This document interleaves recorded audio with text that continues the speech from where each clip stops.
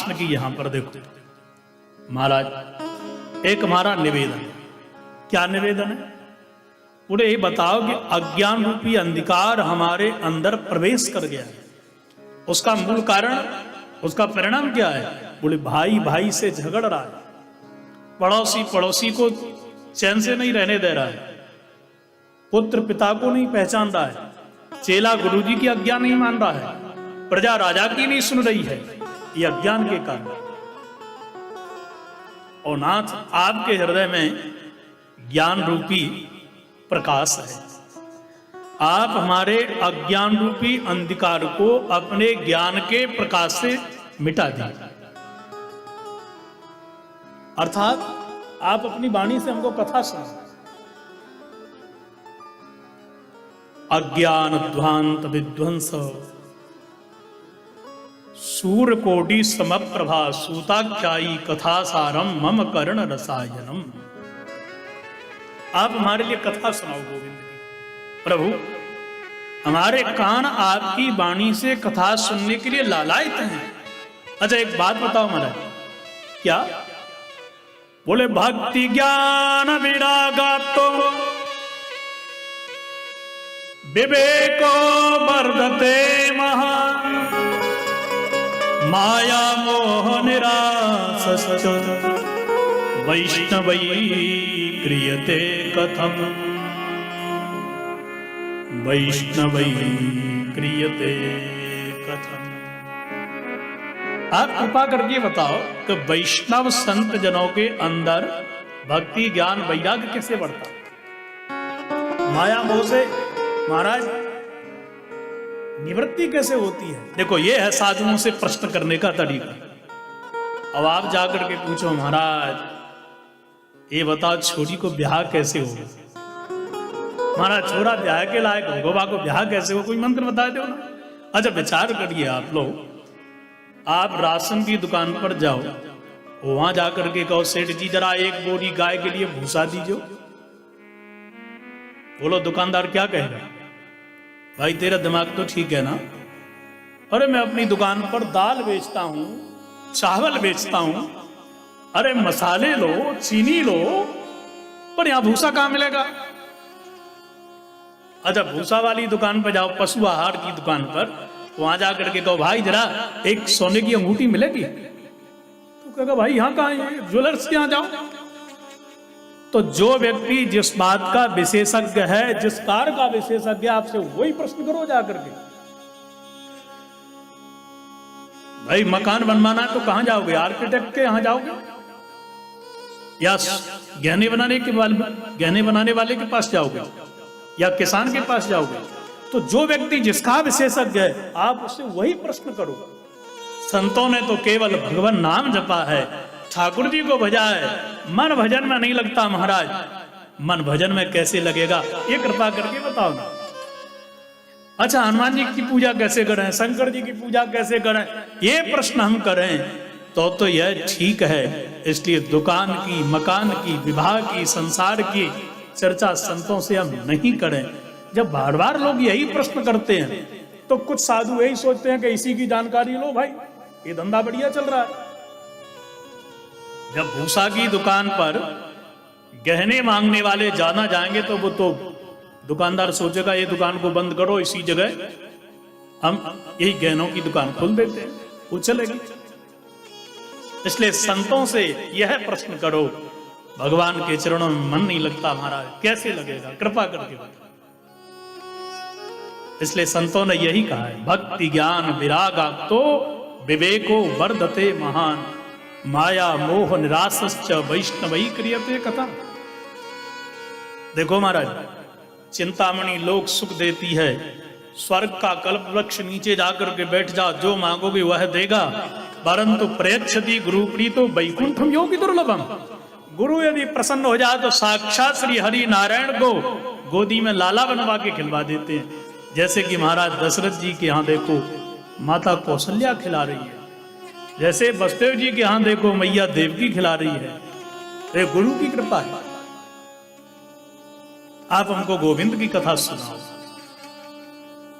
सूत जी ने कहा कि शास्त्रों का सार सुनाऊंगा। सुखदेव जी ने गंगा के किनारे जो परीक्षित को सुनाया वह सार। अच्छा, जो परीक्षित जी के लिए सुखदेव जी ने सुनाया, यही कथा श्री नारद जी के लिए सनकादियों ने गंगा के किनारे हरिद्वार में सुनाई। दो ऋषियों ने प्रश्न किया, महाराज कब क्यों? हमने तो यह सुना है कि श्री नारद जी ने कथा सुनी ब्रह्मा जी से, ब्रह्मा जी ने नारायण से। तो एक कथा की नारायणी परंपरा है और एक शेष परंपरा है, दो परंपराएं कथा की। तो नारायण ने सुनाई ब्रह्मा जी के लिए, ब्रह्मा जी ने सुनाई श्री नारद जी के लिए, नारद जी ने व्यास जी के लिए, व्यास जी ने सुखदेव जी के लिए, सुखदेव जी ने राजा परीक्षित को सुनाई। उसी जगह कथा सुनी सूत जी महाराज ने, और सूत जी ने सौनकादि 88,000 ऋषियों को कथा सुनाई। कथा का प्रचार हो गया। पर ये नारद जी ने सनकादियों से पुनः क्यों सुनी? इसका मूल कारण क्या था? श्री सूत जी कह रहे हैं, ऋषियों बड़े ध्यान से सुनो। देखो, एक बार की घटना,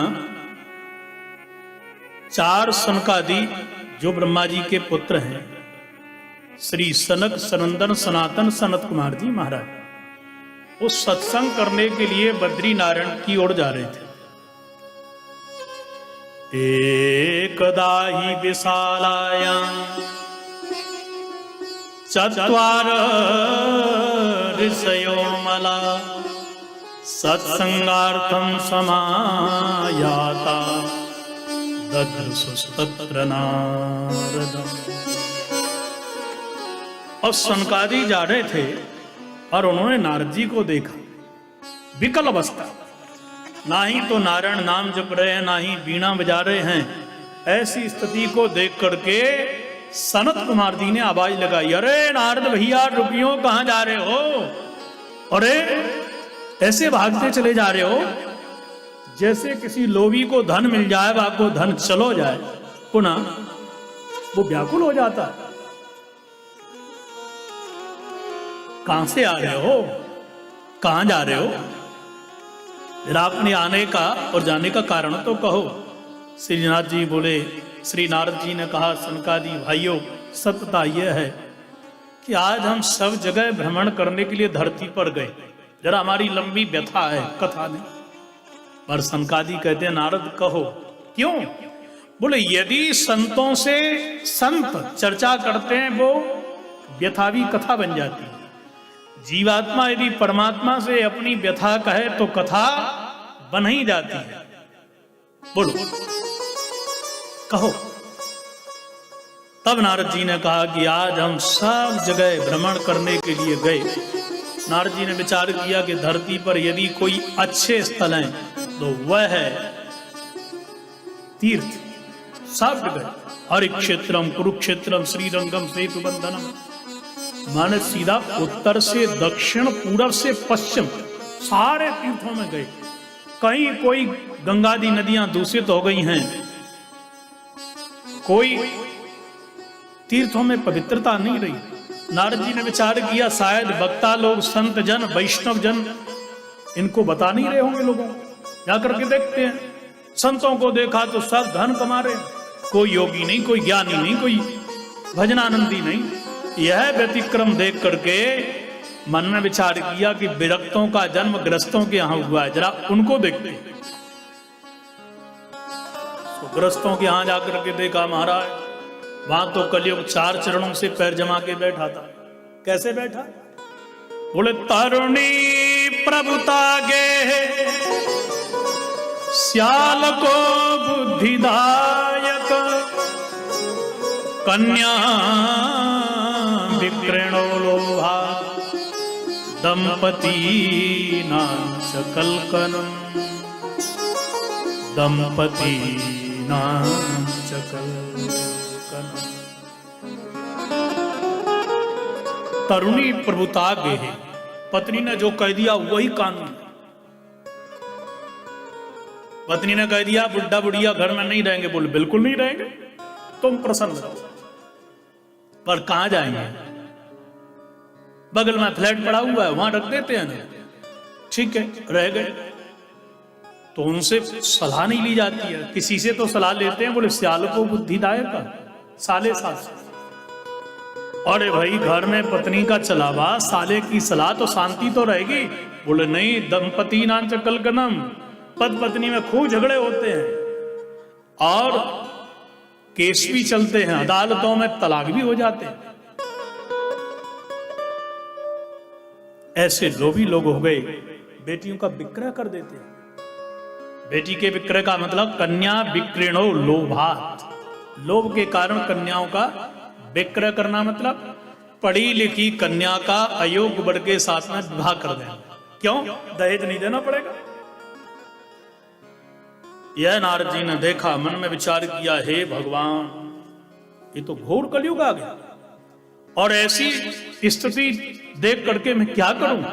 और मन जब खराब हो जाए, मन दुखी हो जाए, मन मलिन हो जाए, मन में ग्लानि होने लगे, तो सज्जनों या तो गुरुदेव की शरण में जाओ या वृंदावन आओ, शांति जरूर मिलेगी। बोलो राधे राधे। राधे राधे।